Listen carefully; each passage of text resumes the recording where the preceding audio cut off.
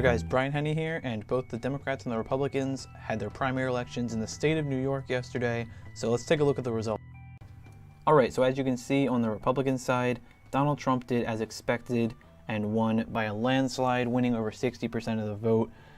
He currently has 89 of the 95 delegates, and 2 have yet to be awarded, so he could end up with anywhere between 89 and 91 of the 95 delegates, with John Kasich coming in second with about 25% of the vote, and he will get between 4 and 6 delegates. And then Ted Cruz with under 15% of the vote will almost certainly end up with 0 delegates. That's what he currently has, and he's unlikely to get those remaining 2 delegates. And then on the Democratic side, you see Hillary Clinton won by a pretty sizable margin, larger than I expected. 58% of the vote to Bernie Sanders' 42%, and she, with again 2 delegates yet to be awarded, she has 139 delegates, so she'll end up with between 139 and 141 to Bernie Sanders' 106 to 108 range. Alright, so let's start out with the Democratic side. So it was a big win for Hillary Clinton. I think that's the most obvious thing. Obviously, she won, so it's a win. A win's a win, and this was not a small victory either. As I said in my prediction video, I expected her to win by about 5 to 10. I did say that I believe she could win by larger than that margin, but I did not expect a 16-point victory. That's actually considerably better than the polls had it, actually. The polls had it around 10 to 12 or so. So I was closer to the polls than the actual results were. They actually were more favorable to Hillary Clinton, the results were, than the polls were.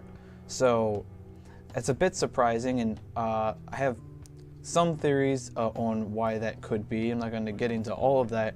I think there are legitimate reasons and there are illegitimate reasons, as in not good reasons. I've heard a few instances of voter purging and some of the problems that I mentioned yesterday in my video, where I was talking about how New York does their primaries as it pertains to registering with the parties and everything. They have some arcane laws, honestly, but I mean, that's the way that their primary system is, and I guess that's unfortunate depending on the way you look at it. But it seems as though there are likely to be other reasons, whether it's, as I mentioned, the debate that could have had an impact. I don't know if that swayed people in the favor of Hillary Clinton.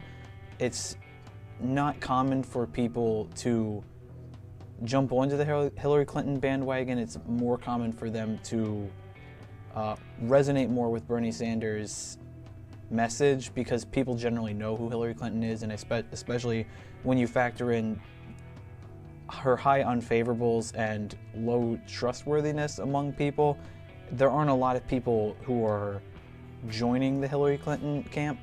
So I'm not sure what exactly the reasons are why she did so much better than what the polls had, but nonetheless, she did. She won by 16, and for those of us that support Bernie Sanders, it's not a good thing.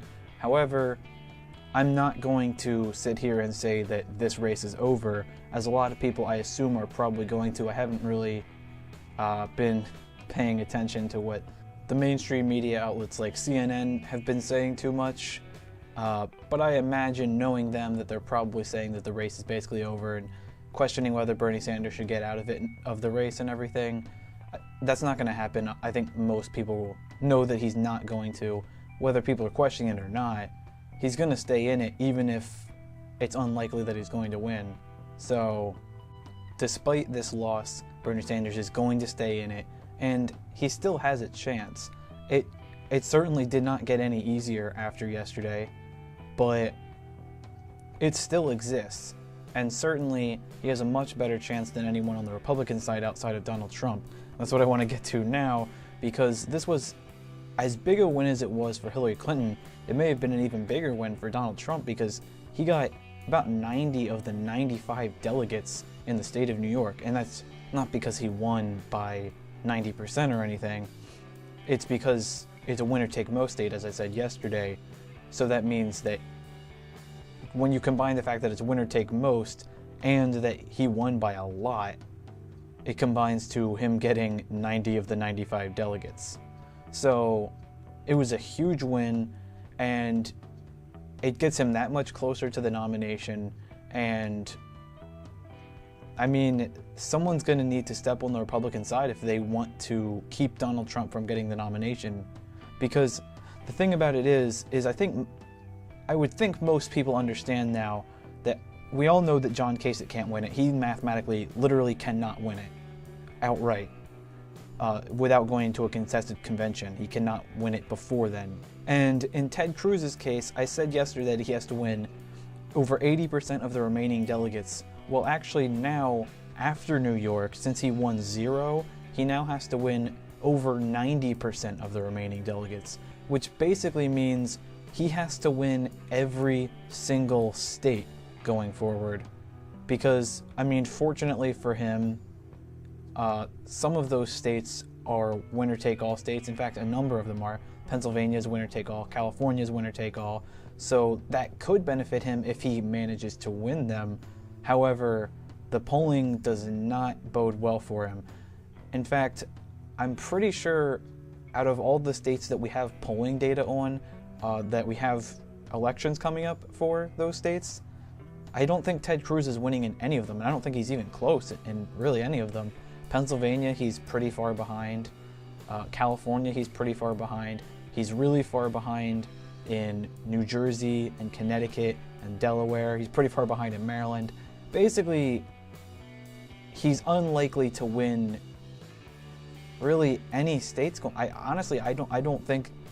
I think Ted Cruz might not win any more states.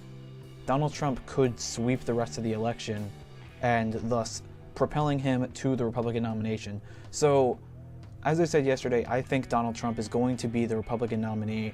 I think that race is much closer to over than the Democratic race, although they're both closing in on the current frontrunners becoming the nominees.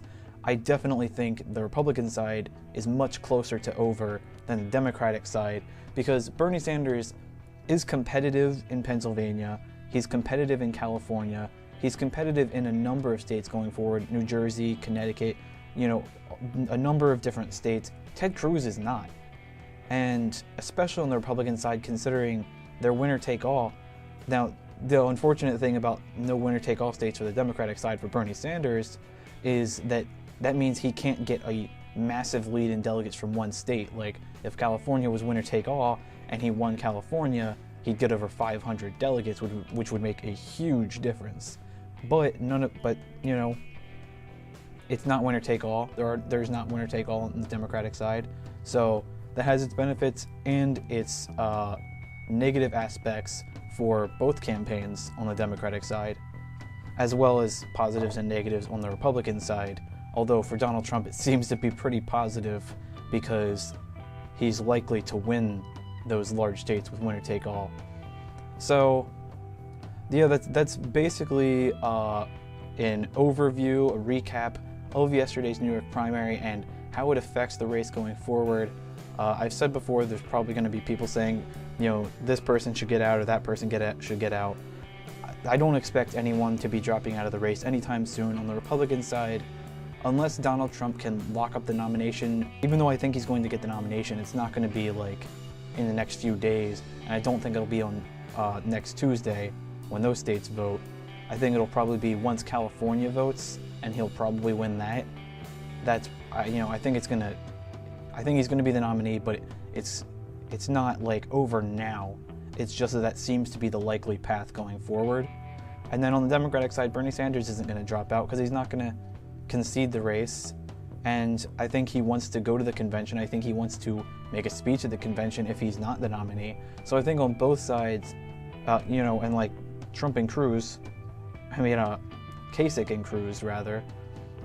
Kasich, we already know he can't win. If he hasn't dropped out at this point, he's not going to drop out unless Donald Trump outright gets the nomination. Ted Cruz, same thing. They're both playing for the contested convention. Those are my thoughts on yesterday's New York primary and how it affects the race going forward. Let me know in the comments down below what you guys think about the New York primaries and how it affects the race going forward, whether you think any of the candidates should drop out, whether you think any of it's over, just overall what you think about this whole process. And yeah, like, subscribe, like I said, comment down below. Thanks for watching, and I'll see you next time.